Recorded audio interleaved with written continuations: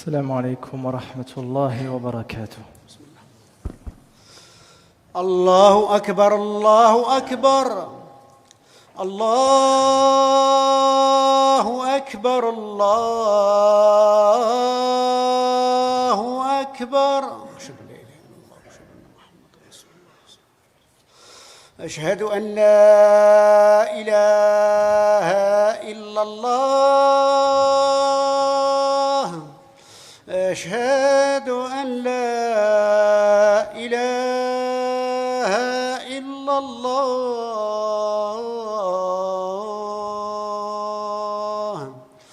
أشهد أن محمد رسول الله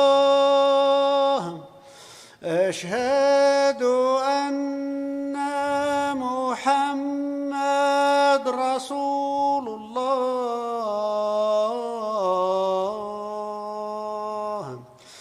حي على الصلاة حي على الصلاة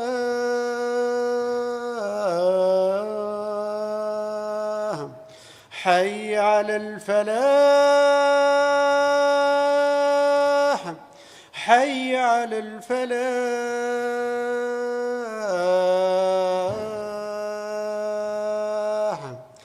الله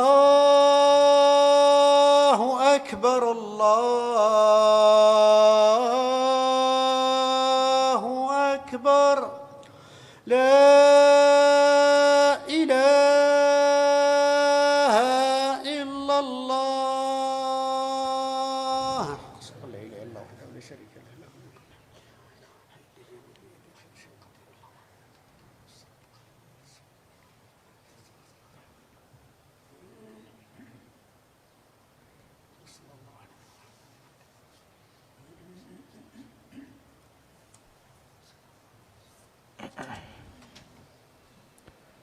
بسم الله الرحمن الرحيم.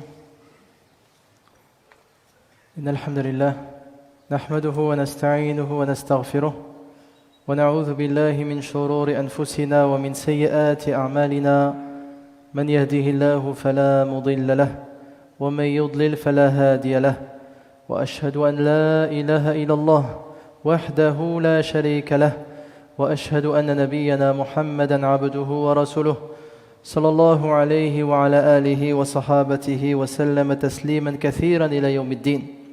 أما بعد فيا عباد الله أوصيكم ونفسي بتقوى الله جل وعلا فمن اتقى الله فاز في الدنيا والآخرة. قال تعالى واتقوا الله لعلكم تفلحون وقال سبحانه واتقوا الله واعلموا أن الله مع المتقين. أيها المسلمون سنتحدث اليوم عن آفة عظيمة دخلت على الكثير من المسلمين وخاصة الشباب منهم. سنتحدث عن المراهنات الرياضية، وقد ازداد ذلك هذه السنة الأخيرة مع الكوفيد ومع كأس أوروبا لكرة القدم، مع أن الله تبارك وتعالى يقول يا أيها الذين آمنوا إنما الخمر والميسر والأنصاب والأزلام رجس من عمل الشيطان فاجتنبوه لعلكم تفلحون إنما يريد الشيطان أن يوقع بينكم العداوة والبغضاء في الخمر والميسر ويصدكم عن ذكر الله وعن الصلاة فهل أنتم منتهون. يقول الإمام الذهبي في كتابه الماتع الكبائر، وهذا الكتاب ينبغي أن يكون في كل بيت، اسمه الكبائر، يذكر لك كبائر الذنوب حتى تجتنبها. يقول رحمه الله الميسر والقمار، الميسر هو القمار بأي نوع كان، نرد أو شطرنج أو فصوص أو كعاب أو جوز أو بيض أو حصى أو غيره، وهو من أكل أموال الناس بالباطل الذي نهى الله عنه بقوله ولا تأكلوا أموالكم بينكم بالباطل. Chers serviteurs d'Allah, je vous recommande ainsi qu'à moi-même la crainte d'Allah subhanahu wa ta'ala, car quiconque craint Allah réussira ici-bas et dans l'au-delà. Allah et craignez Allah afin que vous réussissiez. Et il dit également, et craignez Allah et sachez qu'Allah est avec les pieux. Chers musulmans, nous allons parler aujourd'hui d'un fléau qui touche énormément de musulmans, et en particulier les jeunes. Nous allons parler des paris sportifs. Et cela a encore plus augmenté avec le Covid et avec l'Euro de football. Il y a une étude qui dit que entre 2020 et 2021, il y a eu une augmentation de 80% de paris sportifs. Alors que Allah Azza wa Jalla nous dit, ô les croyants, donc les 80% ça englobe les musulmans et les non-musulmans, mais il y a parmi eux des musulmans. Allah Azza wa Jalla nous dit, ô les croyants, le vin, le jeu de hasard, les pierres dressées, les flèches de divination ne sont qu'une abomination, œuvre du diable, écartez-vous-en. Écartez-vous-en afin que vous réussissiez. Le diable ne veut que jeter parmi vous, à travers le vin et le jeu de hasard, l'inimité et la haine, et vous détourner d'invoquer Allah et de la prière. Allez-vous donc y mettre fin. L'imam al-Dhahabi, rahimahullah, nous dit dans son livre Al-Kaba'ir, un livre dans lequel il regroupe les grands péchés, il nous dit, Al-Maysir, cité dans ce verset, ce sont les jeux de hasard, quels qu'ils soient. Les dés, les échecs, les cubes, les noix, les œufs, les cailloux, tout cela fait partie de la consommation illicite des biens qu'Allah a interdit en disant « Et ne dévorez pas mutuellement et illicitement vos biens ». تلاحظون أن الله تبارك وتعالى ذكر في آية واحدة الخمر والميسر ذكرهما في آية واحدة وكذلك في حياتنا جمع هذان الأمران الخبيثان في مكان واحد في الغالب في حانة الخمر تستطيع أن تشتري تذاكر المراهنات أو في مكان قريب ومن الخمر والميسير لا يفترقان إما في مكان واحد أو مكان قريب من الثاني. Allah Azza wa Jal, dans le verset qu'on a cité dans Surat Al-Ma'idah, il a cité al-khamr wal-maysir, le vin et les jeux de hasard, l'alcool et les jeux de hasard, ensemble, dans un même verset. Et vous remarquerez qu'ils sont rarement séparés, ces deux choses. Dans les bars tabac, et nous avons l'alcool avec les jeux de hasard.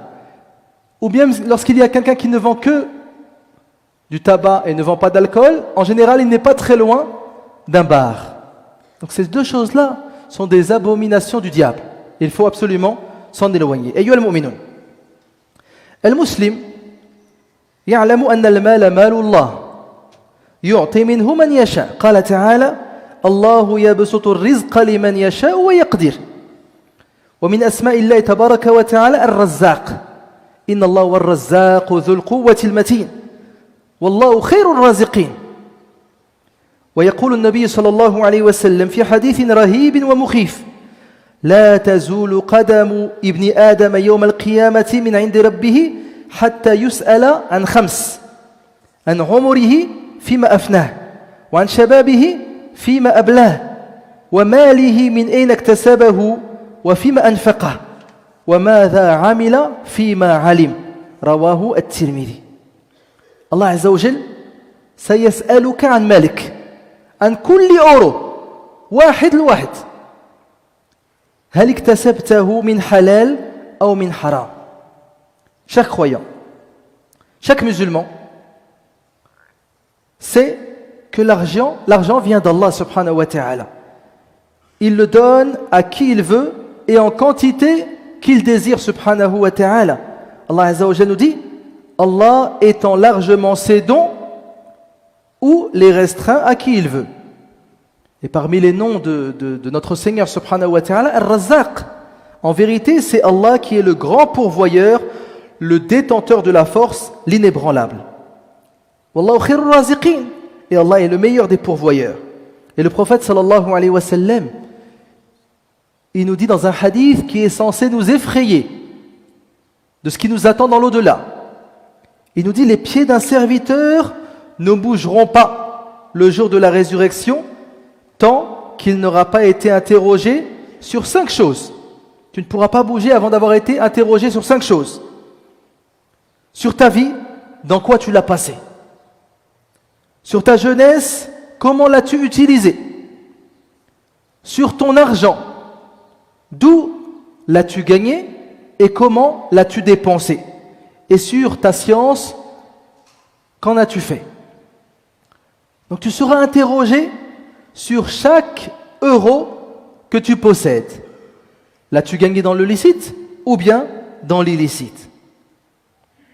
أيها الإخوة الكرام، المراهنات على مباريات كرة القدم موجودة بكثرة عند شباب المسلمين. افتحوا أعينكم، هذا موجود. أبناؤنا يقامرون.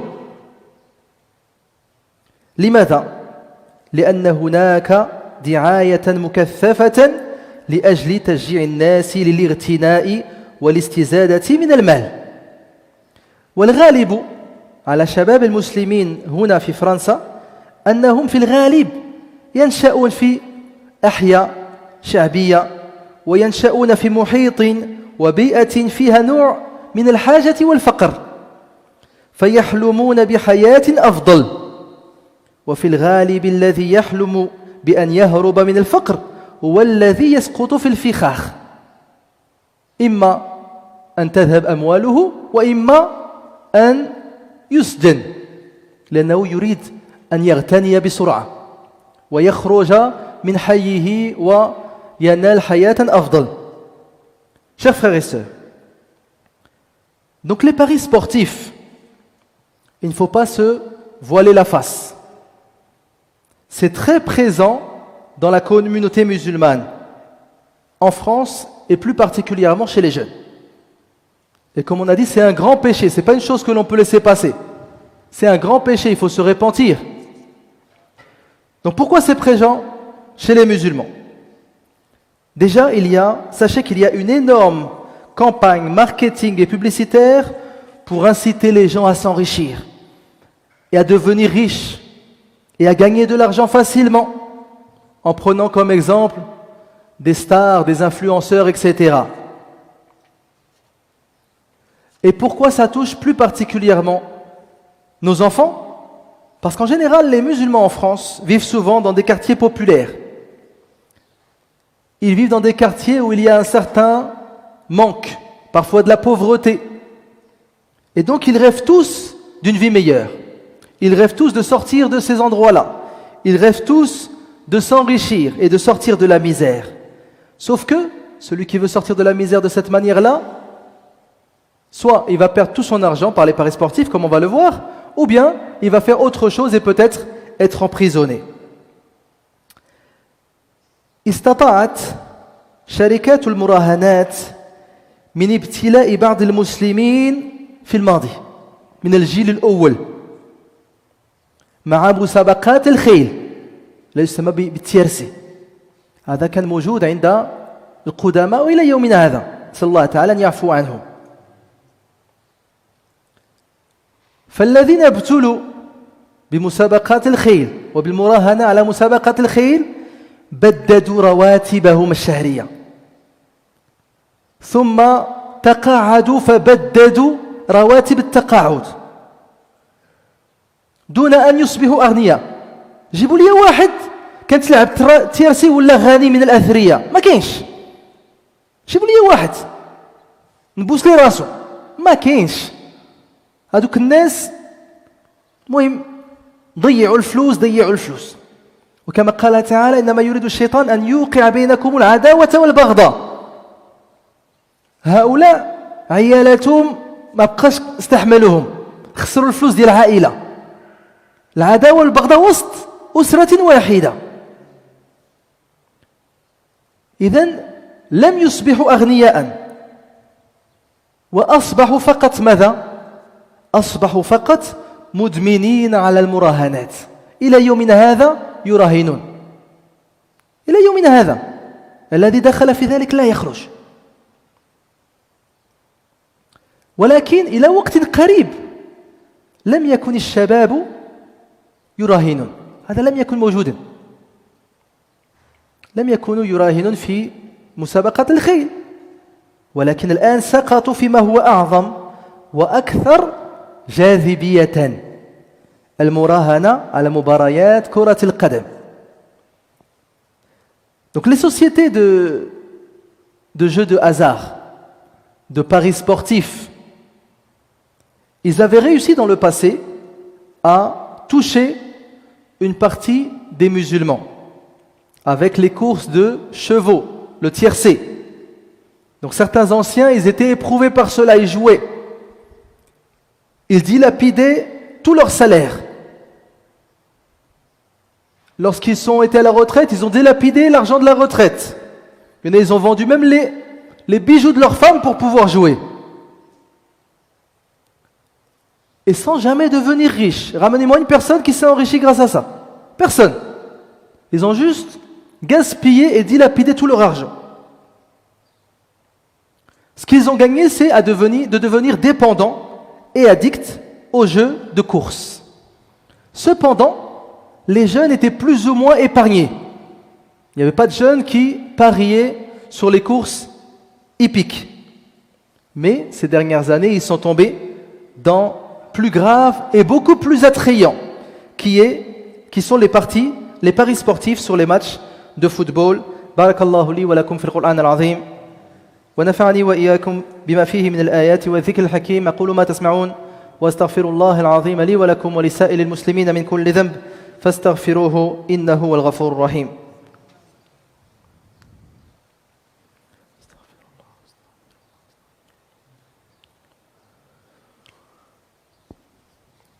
الحمد لله الذي لا ينبغي الحمد إلا له، والصلاة والسلام على خاتم النبوة والرسالة وعلى آله وصحبه وكل من انتمى له، وأشهد أن لا إله إلا الله وحده لا شريك له، وأشهد أن نبينا محمدا عبده ورسوله صلى الله عليه وعلى آله وصحبه وسلم.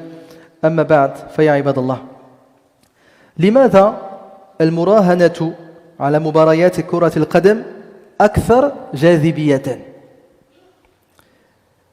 لأن هذه المباريات جمعت بين حبين عند الشباب: حب المال، وتحبون المال حبا جما، وحب كرة القدم.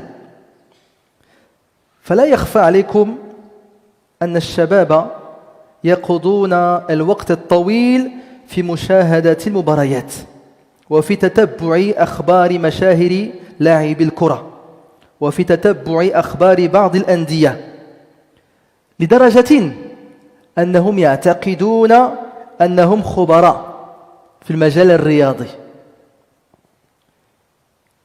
فإذا كان هو يعتقد أنه خبير، لماذا لا يريد أن يربح أموالا من خلال هذه المباريات؟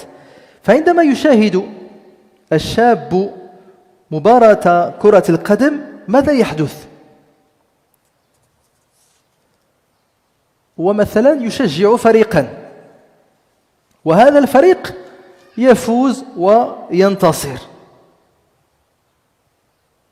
هو دماغه ماذا سيفعل؟ سيحفظ هذه المعلومة أن اليوم كذا هو قد استطاع أن يعلم من سينتصر ويفوز، ومرة أخرى وثالثة حتى يعتقد أنه خبير. ولكن الدماغ ينسى المرات التي أخطأت في اختيارك. هذا يسمى عند علماء النفس الانحياز المعرفي، أن الدماغ لا يسجل إلا المعلومات الإيجابية. الدماغ لا يسجل إلا المعلومات الإيجابية، فهو يعتقد أن اختياراته الرياضية صائبة 100%، وسيقول في نفسه إنني خبير في هذا المجال وسأحاول ربح الأموال من خبرتي الرياضية. Donc pourquoi les paris sportifs, et plus précisément sur le football, sont plus attractifs que le tiercé, par exemple, pour les jeunes? Car parier sur le football, c'est un combiné de deux passions pour les jeunes. Donc premièrement, l'amour pour l'argent. Tous les jeunes, ils aimeraient avoir de l'argent. وَتُحِبُّونَ الْمَالَ حُبًّا جَمًّا. Et deuxièmement, la grande majorité, si ce n'est pas tous les jeunes, ils aiment le football. Donc les jeunes, ils passent énormément de temps à regarder des matchs, à suivre l'actualité des joueurs, à suivre l'actualité des clubs de foot, etc., etc. Et à force de suivre tout cela, chacun pense être un spécialiste. Chacun pense être un spécialiste dans le football. Et donc lorsqu'il regarde un match, il fait des pronostics. Il dit, je pense que telle équipe va gagner, que telle équipe va perdre, etc., etc. Et lorsque son pronostic est bon, son cerveau, il va enregistrer cela. Son cerveau, il va enregistrer cela et il va oublier toutes les fois où il s'est trompé. Toutes les fois où il s'est trompé, le cerveau, il n'enregistre pas. Il n'enregistre que les fois où tu as raison sur le pronostic. Et tu penses être incollable. Et donc tu te dis, pourquoi ne pas essayer de gagner de l'argent là-dedans.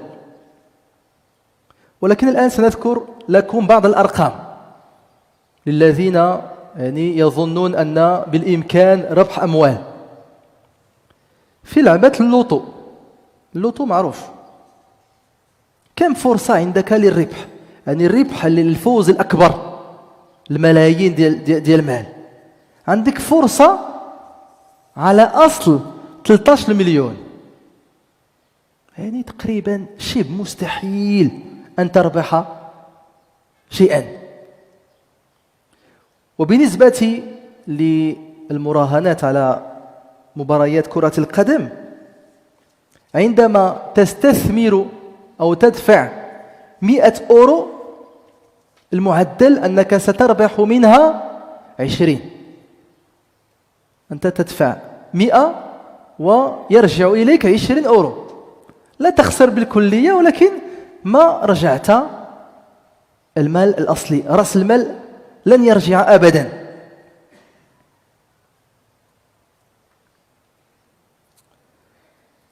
هذه الشركات يعني تعامل الناس بذكاء.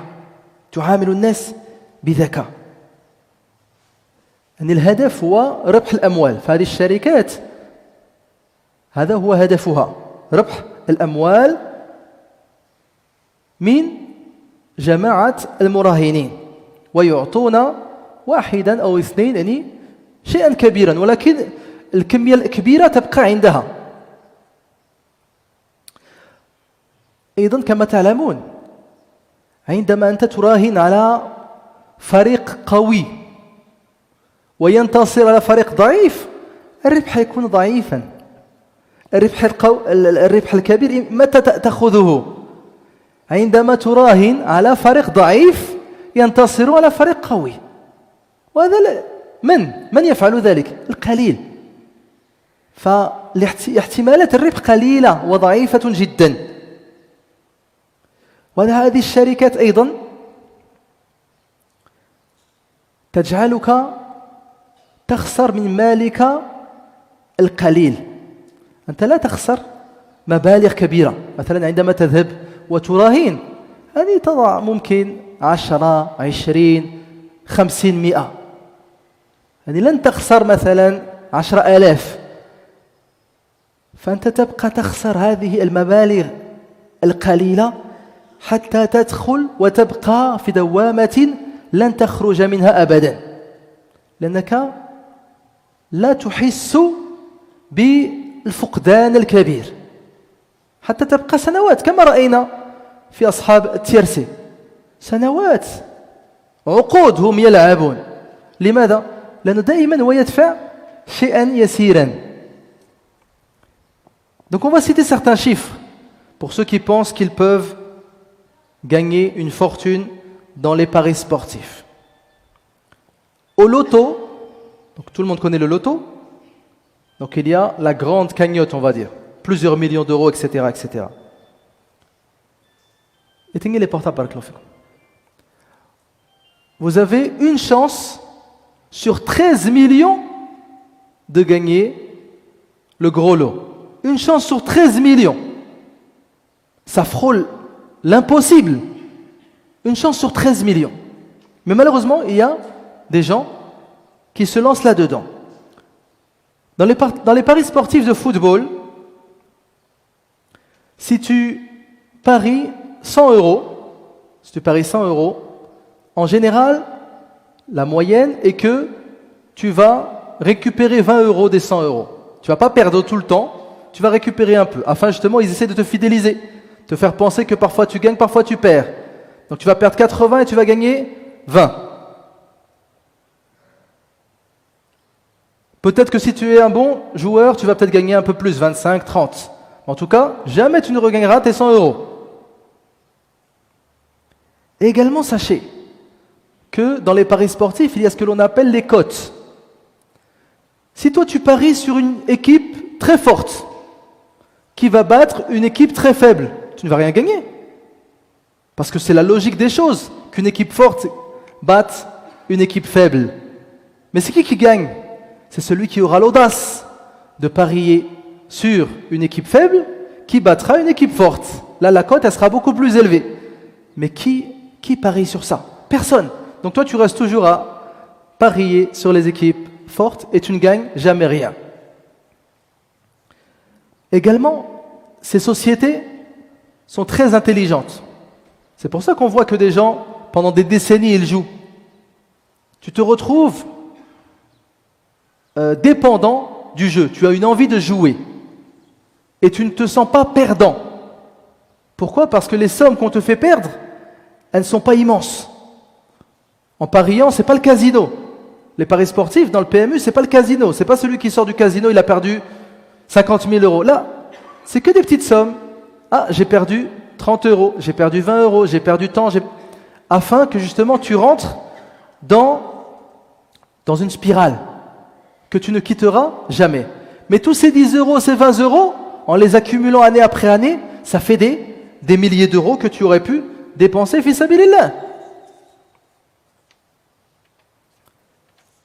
أيها المؤمنون كم عدد الإخوان الذين ابتلوا بهذه الآفة وكم عدد الإخوان الذين يريدون الانفكاك منها ولكنهم لا ينجحون يحاولون ولكن دائما يرجعون إلى هذه الآفة وهذا البلاء. إحدى أشهر الشركات للمراهنات اختارت شعارا لشبابنا نحن شبابنا شعارها سموها c'est pour la daronne. يعني أنا أفعل ذلك لأجل الوالدة يعني أقامر لأجل الوالدة حتى يعني آتي إليها بالأموال. إذن المسلم يقامر ثم يقول أفعل ذلك لأجل الوالدة. ألا يعلم هذا؟ أن المال الذي يكتسبه من الحرام هو نار يوم القيامة. يقول النبي صلى الله عليه وسلم لا يدخل الجنة لحم نبت من سحت أبدا النار أولى به. فإذا هل علمت أنك إذا اكتسبت المال الحرام ثم ناولته أمك تناول أمك نار جهنم لا غير. Donc combien de frères? Pourquoi on parle de frères? Parce que les femmes, walillahi alhamd, à ma connaissance, sont épargnées. Donc combien de frères, malheureusement, ils sont pris dans ce fléau? Combien de frères, ils veulent s'en sortir, mais n'y arrivent pas? Une des plus célèbres sociétés de paris sportifs a même choisi un slogan pour attirer les jeunes des quartiers populaires, c'est-à-dire, en général, la jeunesse musulmane, qui est « c'est pour la daronne », qui veut dire « je joue pour amener de l'argent à ma mère ».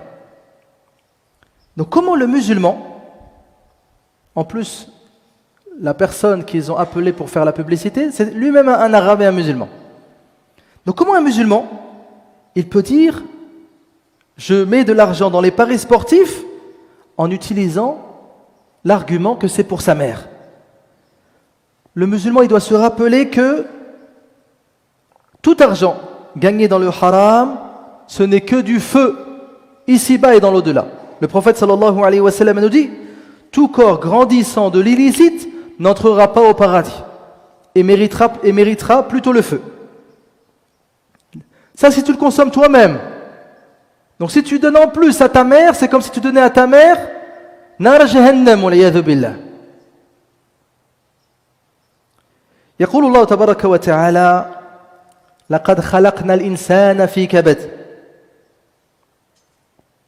الإنسان في هذه الحياة الدنيا لا بد من المكافحة، لا بد من المتاعب لكسب الأموال.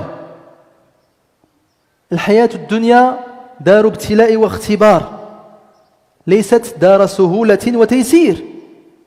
المسلم لا يحب الربح السريع، المسلم لا يحب السهولة، المسلم لا يحب القمار ولا يحب الغش. كل ذلك ليس من قيمنا ومبادئ الإسلام. فهذه الشركات بارك الله فيكم ليس هدفها أن تربحوا أموالا. ماشي جمعيات خيرية، هذه الشركات ماشي جمعيات خيرية، هي شركات تريد أن تستثمر وتربح أكثر كمية من الأموال. Allah Azza wa Jalla nous dit dans le Coran: nous avons certes créé l'homme pour une vie de lutte. C'est Allah Azza wa Jalla qui nous dit ça. C'est-à-dire toute notre vie, de notre naissance jusqu'à la mort, c'est une vie difficile, c'est une vie de lutte. Il va falloir surmonter les difficultés pour gagner un salaire. Ici, c'est une vie d'épreuve, une vie de test. Ce n'est pas une vie de facilité. Et plus tu es croyant, plus tu seras éprouvé. Donc le musulman, il n'aime pas les choses faciles, il n'aime pas l'argent facile.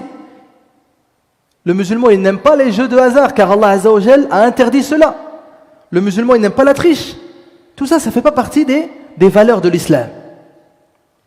Et sachez que toutes ces sociétés-là qui nous incitent à parier, ce n'est pas dans leur intérêt que les gens s'enrichissent. Eux, ils veulent s'enrichir. Mais ce n'est pas dans leur intérêt de permettre à tous les gens qui participent de s'enrichir. Ce ne sont pas des associations humanitaires. Leur but est de s'enrichir le plus possible. Ils prennent l'argent de tous les gens qui ont parié, ils donnent quelques miettes à un qui a gagné et tout le reste dans les caisses de ces sociétés. Sallallahu ta'ala an ya'fu anna.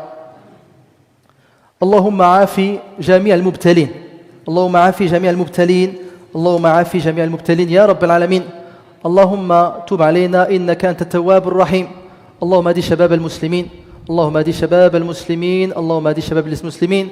اللهم اهدهم سواء السبيل اللهم حبب إليهم الإيمان وزينه في قلوبهم وكر إليهم الكفر والفسوق والعصيان واجعلهم من الراشدين اللهم إنا نسألك الجنة وما قرب إليها من قول أو عمل ونعوذ بك من النار وما قرب إليها من قول أو عمل اللهم أصلح لنا ديننا الذي هو عصمة أمرنا وأصلح لنا دنيانا التي فيها معاشنا وأصلح لنا آخرتنا التي إليها معادنا واجعل الحياة زيادة لنا في كل خير والموت راحة لنا من كل شر يا عزيز يا غفار اللهم اشف مرضانا ومرضى المسلمين اللهم اشف مرضانا ومرضى المسلمين اللهم اشف مرضانا ومرضى المسلمين اللهم رب الناس هذب البأس اللهم أنت الشافي لا شفاء إلا شفاؤك شفاء لا يغادر سقما اللهم اغفر لموتى المسلمين الذين شهدوا لك بالوحدانية ولنبيك بالرسالة وماتوا على ذلك اللهم تقبل من الإخوان والأخوات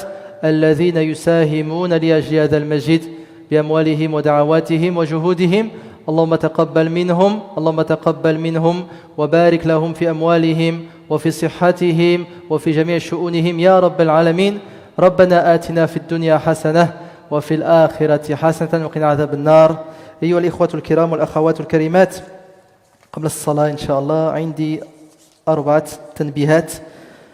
التنبيه الأول مسجد نوجان الذين كانوا معنا الأسبوع الماضي لجمع تبرعاتكم، الحمد لله جمعوا الجمعة الماضية 5274 أورو. الحمد لله. نسأل الله تعالى أن تقبل منكم، اللهم تقبل من المتصدقين والمتصدقات، وأسأل الله تعالى أن يضاعف لكم الحسنات. أسأل الله تعالى أن يبارك لكم في أموالكم وفي جهودكم، كما نسأل الله تعالى أن ييسر لإخواننا مشروعهم. Donc première information, barakallahu fikum, nos frères qui étaient avec nous la semaine dernière, la mosquée de Nogent des Rochers, donc les dons de la semaine dernière, ils étaient spécialement pour eux. Ils ont réuni la semaine dernière, walillah alhamd, 5274 euros. Donc ça c'est les dons de la mosquée de Salam, qu'Allah Azza wa Jal accepte vos dons et multiplie la récompense. Et on demande à Allah Azza wa Jal de leur faciliter leur projet et de faire de cette mosquée un acte sincère pour lui subhanahu wa ta'ala. التنبيه الثاني التسجيل بارك الله فيكم الإخوان الذين لهم أبناء وبنات ويريدون تسجيلهم في المسجد، سواء قرأوا في مدرسة السلام أو عند الحاج علي أو عندي أنا، المهم بادروا بالتسجيل بارك الله فيكم. Donc également l'inscription pour l'année prochaine. Ceux qui ont des enfants, qu'ils désirent inscrire à la mosquée l'année prochaine, empressez-vous de les inscrire. Si vous avez l'intention de les inscrire, pourquoi attendre? Que ce soit à la mosquée, à l'école Madrasat al-Salam le samedi dimanche, ou bien auprès de moi, ou bien de Hajj Ali, empressez-vous d'inscrire vos enfants barakallahu fikum pour faciliter la tâche à tout le monde. Donc les inscriptions barakallahu fikum. غدا إن شاء الله وبعد غد السبت والأحد عندنا حفلة لأبنائنا وبناتنا إن شاء الله بمناسبة ختام العام الدراسي. فغدا وبعد غد السبت والأحد في التيران ديال الليسي إن شاء الله تبارك وتعالى، كونوا حاضرين معنا نفرحوا جميعا بارك الله فيكم، وجيبوا ولادكم وحتى نشطوا في ختام هذه السنة. Donc également nous avons une fête de fin d'année ce week-end. Donc fête de fin d'année scolaire pour faire plaisir à nos enfants de ces efforts qu'ils ont accomplis pendant cette année scolaire. Donc demain et après-demain sur le terrain du lycée Inch'Allah. Donc le matin et l'après-midi Inch'Allah, demain et après-demain, samedi et dimanche. التنبيه الأخير إن شاء الله بعد الصلاة سنصلي على جنازة طفلة توفيت، نسأل الله تعالى أن يرزق الأبوين الكريمين الصبر والسلوان. Donc nous allons prier sur une fillette décédée peu de temps après la naissance, juste après la prière, qu'Allah Azza wa Jal préserve les deux parents et leur donne une grande patience. اللهم صل وسلم وبارك على عبدك ورسولك محمد وعلى آله وصحابته أجمعين وآخر دعوانا أن الحمد لله رب العالمين.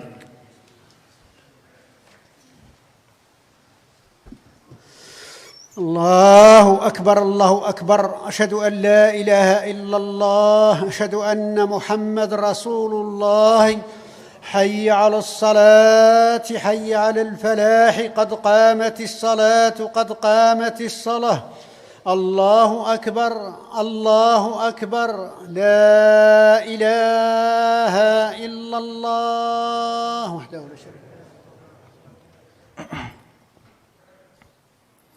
الله أكبر. الحمد لله رب العالمين الرحمن الرحيم مالك يوم الدين إياك نعبد وإياك نستعين اهدنا الصراط المستقيم صراط الذين أنعمت عليهم غير المغضوب عليهم ولا الضالين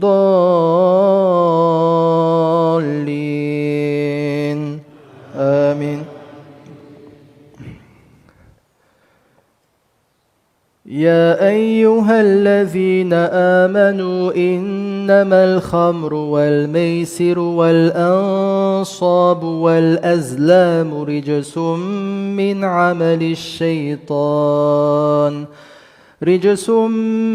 عمل الشيطان فاجتنبوه لعلكم تفلحون إنما يريد الشيطان أن يوقع بينكم العداوة والبغضاء في الخمر والميسر ويصدكم عن ذكر الله وعن الصلاة فهل أنتم منتهون وأطيعوا الله وأطيعوا الرسول واحذروا فإن توليتم فاعلموا أنما على رسولنا البلاغ المبين. الله أكبر.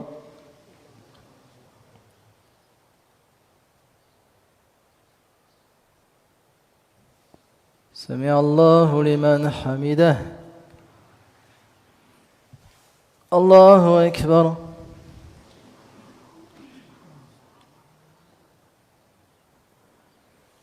الله أكبر. الله أكبر.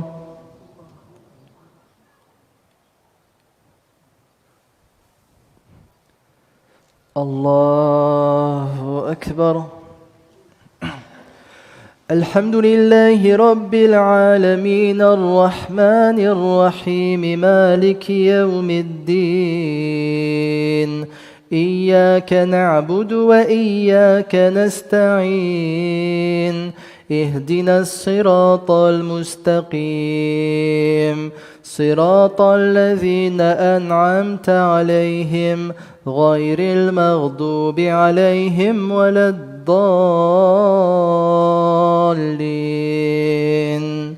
آمين. بسم الله الرحمن الرحيم إذا جاء نصر الله والفتح ورأيت الناس يدخلون في دين الله أفواجا فسبح بحمد ربك واستغفره إنه كان توابا. الله أكبر.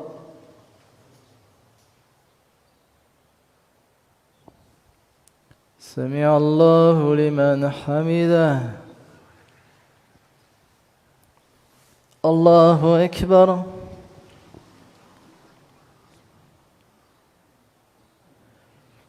الله أكبر.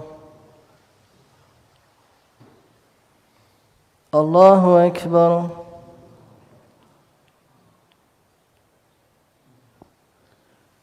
الله أكبر. تحيات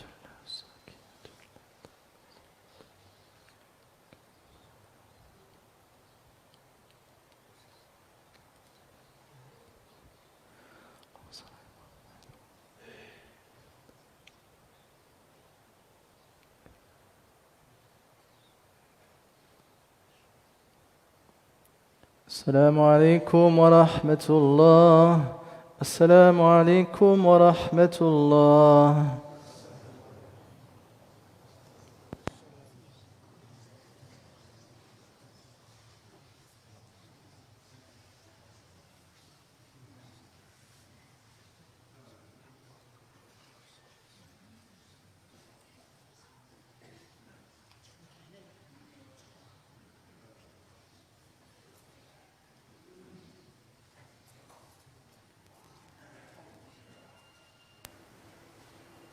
أيها الإخوة الكرام، الدفن إن شاء الله سيكون بعد الصلاة إن شاء الله في مقبرة Cray-Senlis. Donc l'enterrement aura lieu juste après la prière إن شاء الله au cimetière de Cray-Senlis. بارك الله فيكم.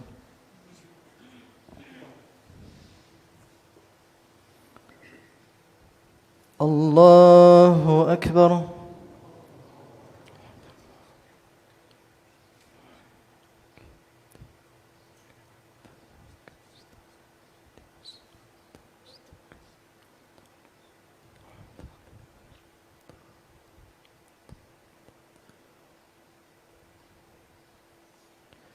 الله أكبر.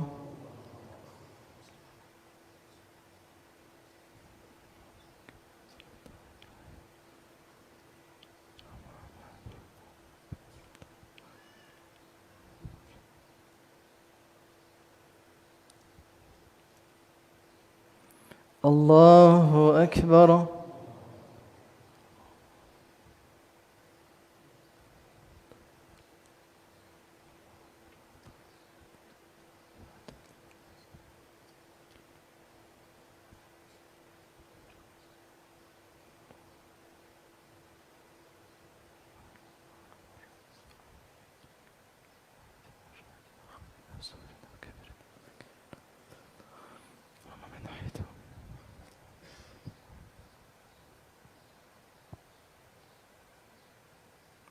الله أكبر.